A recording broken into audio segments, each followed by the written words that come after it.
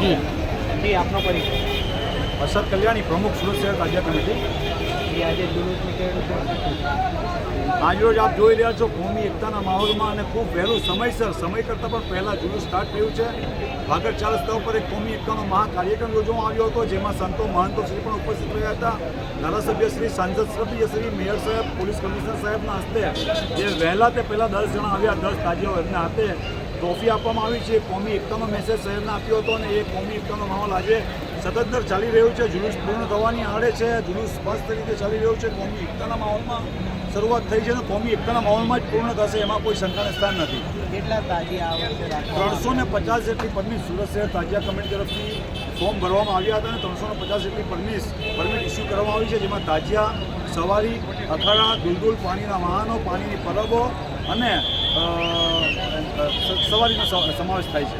પોલીસે કેવો સાથ સહકાર આપ્યો? પોલીસનો અભૂતપૂર્વ સાથ સહકાર, પરમિટ ફોર્મ લેવામાં અને પરમિટ ફટાફટ ઇસ્યુ કર્યું અને ઇઝી ગોઈંગ, કોઈ પ્રોબ્લેમ નહીં, બલકે તમામે ડિપાર્ટમેન્ટને તમામ તાજિયા આયોજકોને તાજિયા કમિટીને સાથે એમને સાથ સહકાર રહીને, બલકે તાજિયા કમિટીની કાર્યાલય ઉપર ઉચ્ચ અધિકારીઓએ મુલાકાત લીધી, અમને ઉત્સાહ અને અમારો પ્રોત્સાહન અમને વધાર્યું છે એ લોકોએ, પોલીસ ડિપાર્ટમેન્ટ।